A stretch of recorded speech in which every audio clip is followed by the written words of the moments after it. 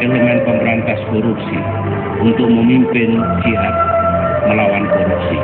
Kalau kita sudah membunuh pedang perang lawan korupsi, tiba-tiba para penegak hukum yang harusnya berdiri paling depan memberantas korupsi juga terlibat dalam kejahatan ini.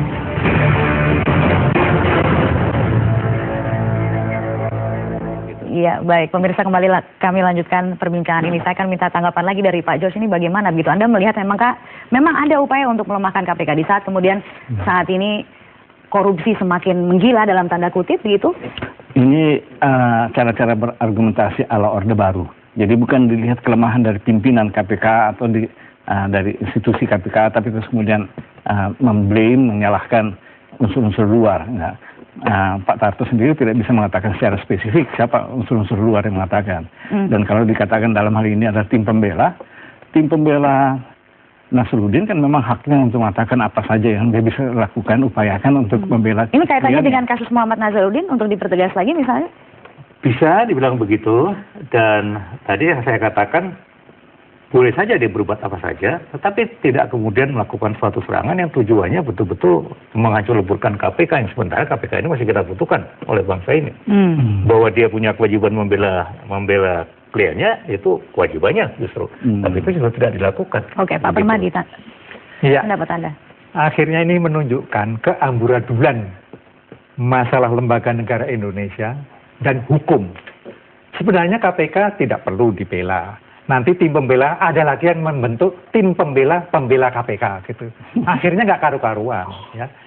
Sebenarnya saya sependapat dengan George. Kelemahan KPK itu bisa dari luar, tapi bisa saja dari dalam. Orang-orang KPK sendiri banyak yang korupsi kok, banyak yang ketemu Nazarudin minta duit dan lain sebagainya. Itu kan pelemahan oleh diri mereka sendiri. Ini setelah Antasari dihukum, orang-orang KPK itu ketakutan. Akhirnya tidak objektif lagi. Nah kemudian kalau yang dari luar, saya tidak sependapat dengan DPR. DPR sendiri berusaha melemahkan KPK. Karena banyak orang DPR yang ditembak oleh KPK, kan dihukum oleh KPK. Anda pun melihat memang ada upaya-upaya lalu mencoba melemahkan KPK dengan akan mengurangi hak KPK, merubah undang-undang KPK dan lain. Mari kita jujur sajalah. Kalau kita tidak jujur, negara ini hancur. Oke, baik. Pak Denny, tanggapan Anda? Terkait apa, Mbak? Saya ingin berjelas lagi gitu pertanyaan. Ini ada memang dari tim ada sebuah tim pembela KPK yang dibentuk hari ini. Pendapat Anda tentang itu? Apakah memang KPK saat ini membutuhkan sebuah tim pembela? Karena dikatakan tadi oleh Pak Tarto juga ada alasannya, yaitu ada upaya dari pihak-pihak tertentu, dari orang-orang tertentu untuk melemahkan KPK. Sementara KPK sangat dibutuhkan saat ini untuk melakukan pemberantasan korupsi di negara ini. Saya berpikir bahwa upaya pemberantasan korupsi yang dilakukan KPK harus didukung oleh kita semua. Oke. Maka bahwasanya ada upaya untuk membantu KPK agar menghadapi berbagai macam serangan balik para koruptor, saya pikir itu harus dilakukan karena sepanjang sejarah KPK, selama KPK makin giat memberantas korupsi, maka serangan balik dari para pelaku korupsi untuk melemahkan KPK, bahkan membubarkan KPK, itu juga akan semakin kuat. Ada tanggung jawab kita, orang-orang yang mengatakan ingin agar KPK itu tetap bisa efektif memberantas korupsi, untuk juga melakukan upaya-upaya advokasi sekaligus kontrol terhadap KPK. Kita melihat undang-undang KPK sudah 13 kali diuji di Mahkamah Konstitusi. Kita melihat undang-undang KPK ingin dirubah, kewenangan-kewenangan strategis KPK, penyadapan, penuntutan ingin dihilangkan. Maka Presiden pada saat pidato tanggal 16 Agustus 2011 kemarin mengatakan institusi-institusi anti korupsi semacam KPK, PPATK, LPSK itu harus didukung dan kemudian dibantu, harus dijaga efektivitas kerjanya. Presiden sendiri pada saat undang-undang tentang pengadilan tipikor ingin mengurangi kewenangan KPK, jelas menginstruksikan bahwa usulan untuk mengurangi kewenangan strategi itu pemerintah tidak setuju. Jadi bahwasanya KPK biar sendiri membela dirinya karena dia masih kuat, itu dalam tataran normatif. Tapi dalam tataran faktual, KPK tetap membutuhkan dukungan kita. Itu tidak hanya diwujudkan dalam bentuk wacana, tapi salah satunya dengan bentuk advokasi. Pada saat Bibit dan Chandra terkena masalah pun ada tim pembela yang dibentuk oleh Pak Endriatono dan kawan-kawan, Presiden membentuk tim 8 untuk kemudian memverifikasi dan terbukti bahwa tidak ada bukti yang cukup untuk memperkarakan Budi dan Chandra. Model-model semacam ini akan terus berulang dan karenanya advokasi bantuan kepada KPK agar KPK tetap bisa berjalan di relnya untuk memberantas korupsi semakin efektif memang harus kita lakukan. Iya, baiklah. Terima kasih Pak Denny sekali lagi telah bergabung bersama kami di Metro hari ini. Saya beralih ke Pak George. Jadi ini kan tujuannya sebenarnya mulia untuk mendukung KPK yang memang sangat membutuhkan dukungan dari masyarakat saat ini. Saya kira kalaupun ada kelemahan di institusi KPK atau pimpinannya itu kita harus lihat siapa yang memilih mereka. Yang memilih mereka kan juga anggota DPR. Jadi berarti hidden agenda di belakangnya adalah bagaimana mendapatkan KPK yang lemah. Saya rasa mungkin Pak Busur harus dikasih obat kuat gitu, supaya lebih supaya lebih serius. Oke, supaya lebih serius, Pak Tarto. Justru kami berada di belakang KPK sebagai tim advokasi dan analis KPK. Antara lain agar mendorong KPK ini dia bekerja secara fokus dengan tugas dan fungsinya, begitu. Hal-hal yang merusuhin, yang mengganggu, ini jangan jadi beban mereka untuk secara optimal melaksanakan tugasnya. Karena itu kita bisa kemudian mengatakan kita sudah memberikan segala-galanya untuk KPK, kalau KPK tidak optimal, ya masih apa lagi? Kira-kira seperti itu. Tapi yang kita tidak inginkan adalah upaya ini kelihatan sekali agar supaya kemudian KPK tidak bisa berfungsi secara benar, secara baik.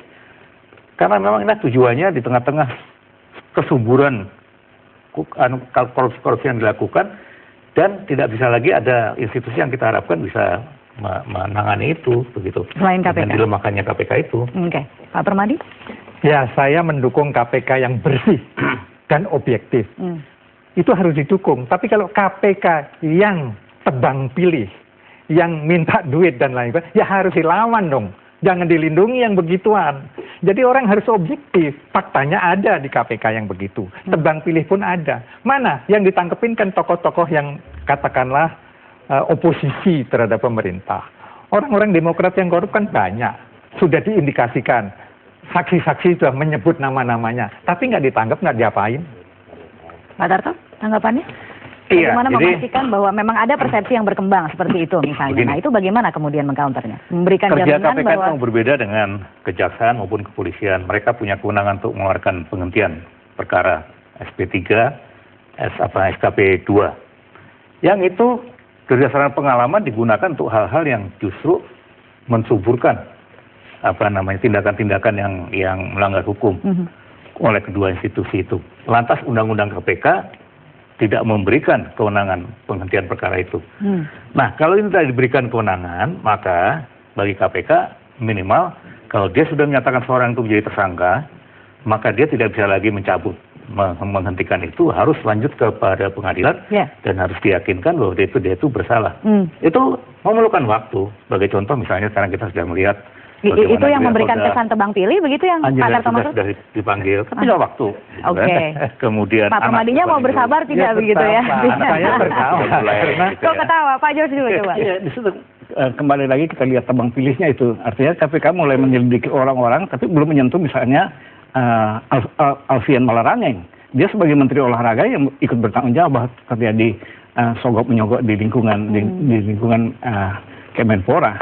Nah ini terkait juga sebenarnya ada lagi kebijakan atau terobosan begitu yang diluncurkan adalah ketika ada seorang menteri yang ditetapkan sebagai tersangka korupsi nanti otomatis akan langsung dicopot dari jabatan. Menteri dari mana? Bukan dari Demokrat kan? Muhaimin kan kira-kira yang akan ditembak.